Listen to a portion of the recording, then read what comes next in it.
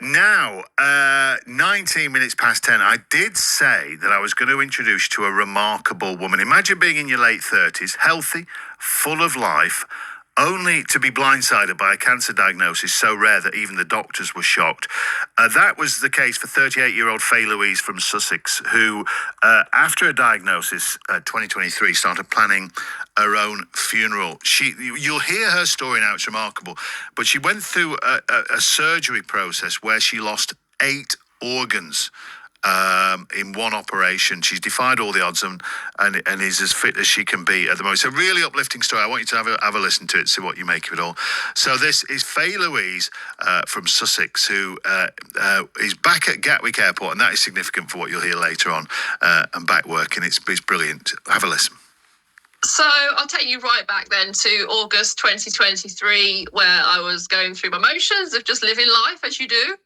And a 17 centimetre cyst on my left ovary was discovered, and that's all it was meant to be. So we'll go to East Surrey Hospital, we'll get it out, you'll get 6 weeks off your feet, you'll be back to living your life. Yeah. Nothing sinister going on at all.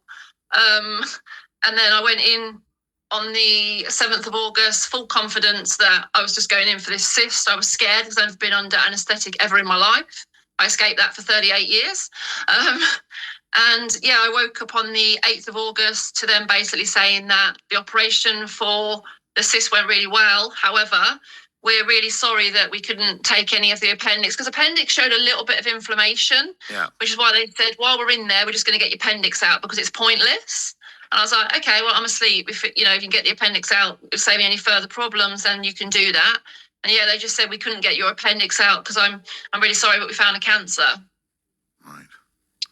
Well, and at that point, it was kind of like that was the beginning of the nightmare.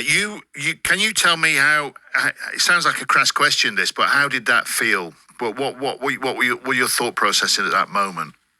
My initial thought was like, where is it? Because I lost my mum to bowel cancer 18 months previous to my diagnosis. And I thought they were going to say to me, it's like on your bowel. So my initial thought was like, this is it. Like, here we go again. It's my turn. I'm going to die. What level of, could they give you any reassurance at that point? What, in fact, were they saying to you? So with the tumour, they didn't want to aggravate it. So they left it inside of me on the appendix. They did say that it's a slow-growing type of tumour. It'd been there for a while, but they don't know how long. And it was safer to just leave it there because it was not really doing anything at that point. And then they'll refer me to the specialist, which was Basingstoke in the East Hampshire Hospital. So how did that lead you to, we'll wait and see and we'll wait for a diagnosis? How did that translate to you losing 8 organs? So it took about 5 to 6 weeks for the biopsy to officially come in. Obviously, in that point, I was on Google. Yeah. We're all guilty of self. Dr. Google. We're all guilty of Dr. Google, yeah. And I was just seeing worst case scenarios, like you've got like a few years with this disease, you've got this long with this disease, and I was spiraling. I didn't know anything until obviously they gave me the official diagnosis, and they said that you've got something called pseudomyxoma peritonei, which is a mucinous neoplasm, which is on your appendix. It's like a gelatinous type of cancer. It spreads like sticky mucin all around your abdomen onto your organs. Yeah. And I said, right, so am I still coming to East Surrey for an operation? And they said, we don't think so. You're going to have to go to Basingstoke because it's quite a complex surgery. Now, I'd already researched like the mother of all surgeries linked to this type of cancer before I got my official diagnosis.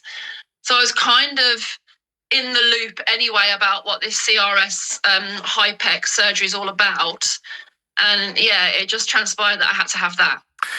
And so this tumour, at that point, had it ruptured? It had, yes. So, and then therefore the spread began. Yeah. So what happens is it's a tumour on the appendix, and once it ruptures inside the appendix, all that mucin, it segregates and just breaks through the whole of the appendiceal wall. And then it leaks all of the cells and mucin into your whole abdomen and sticks to your other organs. So, yeah. So for somebody now who'd never been under anaesthetic till they were in their mid-30s, you now face that. And so presumably they said, I don't know if it was one operation or a series of operations. How did they put it to you what the plan was? So I went to Basingstoke and I met with my surgeon, Alex, he's got the hands of God. He's literally given me a second chance of living. So I have to thank him like forever for that. And he just said to me, his words were, unfortunately, it will be the cytoreductive surgery, the CRS with the heated chemotherapy, the high PEC. And he did say, unfortunately, I've looked at your scans and everything. He thinks he can get it all. These were his words to me. I'm from looking at your scans, I'm going to get it all. I can get it all. However, to achieve this, I have quite a shopping list of organs that I need to fill in my basket. What? And my questions was, right, what organs are they going to be? And then he said, well, I plan to take your spleen. It's a long list. Right, go on. We'll write spleen. Yeah. So he planned to take this is what he planned, not what I ended up losing. So what I ended up losing was a little bit more than what was planned. But my spleen, my gallbladder, the appendix, obviously the tumour was still there. Little bit of my small bowel, he thought, but however, he said, until I get in there on the surgery day, I'm not going to know if you need a stoma bag or not. Thankfully, I didn't, because my large bowel had no involvement in it at all. So I had, he planned to take some of my small bowel because there was deposits growing on top of there. And my greater lesser omentum, which is like a fatty apron, which lines all your stomach and your abdominal cavity. And unfortunately, he had to tell me that I need to be forced into the menopause, purely because if I don't agree to it, the cancer has in the past came back in women in the ovaries. Yeah. And then I would be dealing with a massive problem. Right. So he said, the ovaries are designed to breed and produce. So if this cancer was to come back in the ovaries, you're going to be in trouble. So he said, you're going to have to give me consent to take everything, like your womb, your ovaries, your fallopian tubes, your uterus, everything like that, and force me into the menopause. A penny for your thoughts at that point. Then what a Hobson's choice, really. What a choice to have to make. Yeah, for me, I had to be selfish. I've never been the maternal type anyway. I've always been very career-minded. That's how I've always been. I've never really envisioned myself having children. And my partner, he's not too fussed. We've got a golden retriever, so he's our child. I had to be selfish. For me, it was, do I save my own life right now? Or do I keep all of my lady organs, so I can have kids in the future, on the hope that the cancer will stay away? I had to be selfish. It was do or die for me, and I had to save my own life. Could you have frozen your eggs, or is that not? Yeah, they did say we could freeze them. We could take them and freeze them, but I wasn't really fussed about that. No, I just said no. Right. Well, you'd had a lot to think about, and that is obviously prioritising your life. So that was the shopping list going in. When you came round, but other things had gone too. What happened next? So a little bit of the deposits around the liver, so parts of that. And then he had to scrape my pelvis from one side to the other because there was mucin and disease embedded in my pelvis. And scraped all my diaphragm around this sort of part where my rib cage was. So there was deposits there as well. Yeah. And then obviously the rest of that he said he would take. He did take. Yeah. And presumably at the time you were just thinking, do whatever's necessary. Yeah. That's what I said to him. I said, look, I'll be asleep. Just make me cancer free. That's all I hope to get from this surgery, really. And then you've got to do what you got to do when you're in there. Well, of course, I'll be asleep. I won't know anything. Yeah. I don't care how long. Just do it. What? So, from coming out of that surgery, then, how soon to you being told that the news might be better than you could have ever have hoped for? So, I came out of the surgery. This operation took 11 hours in total. I had heated chemotherapy for 2 hours while I was open on the table. So the high PEC, I had myxomatosis C, and they heat it up to 110 Fahrenheit. And then they just put it straight into your stomach while you're open on the table, while all your other organs have been taken out and placed to the side. They pour the high PEC inside of your stomach.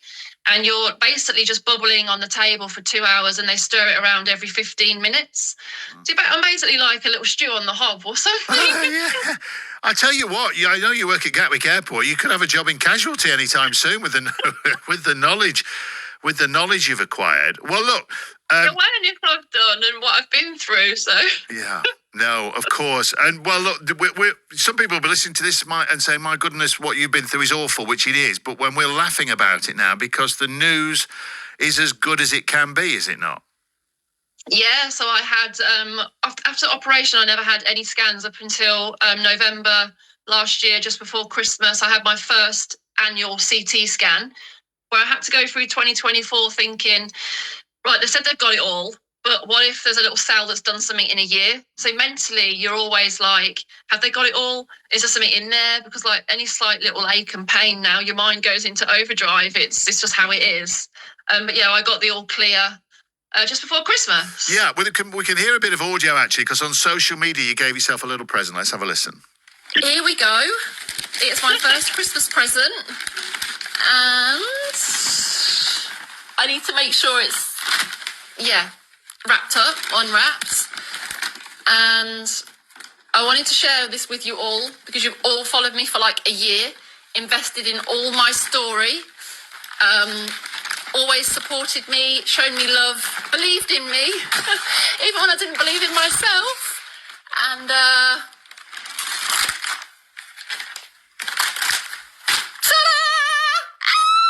had my scan results today. I can't believe it. I have a mixture of so many emotions. I was trying not to cry. I was on a flight when it all came through.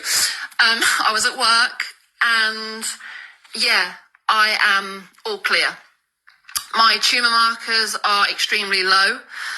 My CT scan shows no signs of disease. So yeah, the surgery worked for me.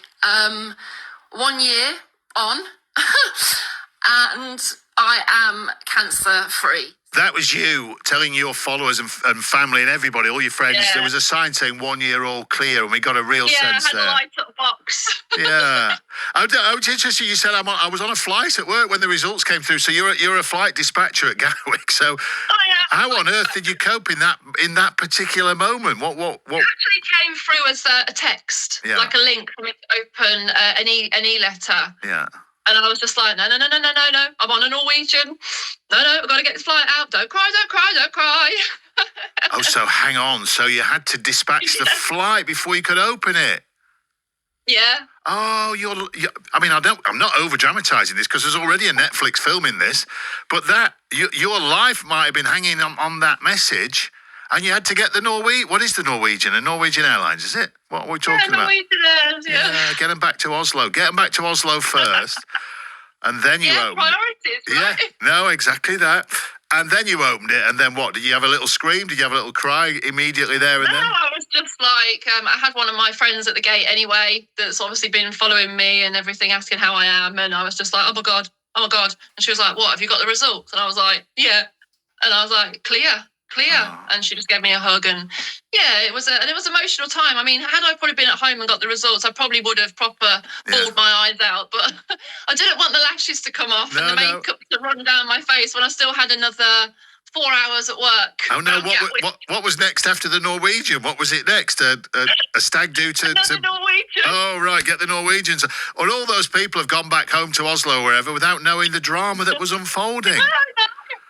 Oh, it's an incredible story, honestly, and it's such an inspiration. I mean, you must know that anyway. You're sending that message to people. There'll be loads of people listening to this tonight now who are going through, have just received a diagnosis or waiting for a scan, and you will be giving them so much hope. How does that feel? Yeah, I mean, I've had a lot of people reach out to me on Instagram since I obviously went out in the news today and yesterday on the BBC. And a lot of people have said you've really helped me explain it to my family because I couldn't really explain it fully because I didn't know much about it. I've had a lot of people all around the world saying that I've really helped them and they're facing it themselves, the same sort of surgery, different cancers. Yeah, I mean, I'm there for anyone. You know, I've always said my inbox is open. You know, I get lots of questions and I'll try and answer them all the time if I can, because when I was diagnosed, there was nothing out there for me, just Dr. Google. Yeah. And I don't want people to be in that dark place that I was in, feeling like, wow, I'm going to face this surgery. What does it mean? Am I going to survive? So I just went out there and I spun it around and tried to bring a positive to a bad situation, which I endured, but hopefully prevents others from going through the same of me in the future. And all that, and you're raising funds for charity as well, for research. You're doing all kinds of important things like that. But I suppose you've got to get on with your life as well. Yeah, I mean, I do add bits on Instagram of my general life as well, because that's what people like to see as well. She's going out on holiday, she's doing this, she's doing that. I could get back to that and I could do that as well. But yeah, I've been working with Cancer Research UK on quite a lot of things. I got gunged on the 1st of November to mark 1 year of my operation. Yeah. I got gunged at the Red Lion here in Slimfold. I had the pub garden, freezing cold. Gunged with what? Just out of interest, just for the record. With gunge. With gunge? Oh, right. With bright orange gunge for the Stand Up to Cancer campaign. Oh, yeah. Great. Well, look, it's incredible. Are you at work tomorrow? Where are you sending people to tomorrow? Probably Portugal tomorrow and Norway somewhere. Oh, well, look, if anyone's flying from Gatwick to Portugal tomorrow and they see someone with a very, very big smile at the dispatch gate, then it's you. Faye, great. What, presumably now they'll just keep an eye on you all the time, and, is that what the future holds? So I'll have scans for up to 20 years now, which is obviously a long slog. For the first 5 will be annually, and then it will skip a year, and then it skips a couple of years, and it skips 5 years. Yeah. But I think I was told I'm not out of the woods till the 5-year mark. Right. I mean, I was a low grade, so I am lucky on that respect. It's very slow growing type of cancer. So if I do get any, touch wood, reoccurrence later down the line, they'll just treat it again, he said. We just treat it. Well, look, you are a remarkable person. I've interviewed thousands of people in this job, and you stand out. You're absolutely remarkable. It's a real pleasure to talk to you, Faye. Thank you very much. Thank you for having me. It's been a pleasure. Good luck for the future. We're with you. Yeah, I will be back at Race for Life this year in Stanmer Park. Brilliant. And good luck with Portugal and Norway tomorrow. Cheers. If any delays, I'll blame you. Yeah, well, no, get to bed now. Don't be blaming me tomorrow, for goodness sake. I've got to be up I've got to be up, Yeah, straight to bed. Cheers, Faye. All right, thanks, Tony. See you later. Bye-bye. Bye. I told you, didn't I tell you that was a remarkable story, everything that she's been through. And it's already resonating with listeners. We'll get to some of your texts very shortly on that. And also the business about getting monumental information when you're too busy to look at it. We'll talk about that in just a sec. We must get the news and sport then, and we're slightly late for that. Here's Shabnam Yunus Jewel, and it's 10:37. The voice of the UK. This is BBC Radio 5 Live. And here is the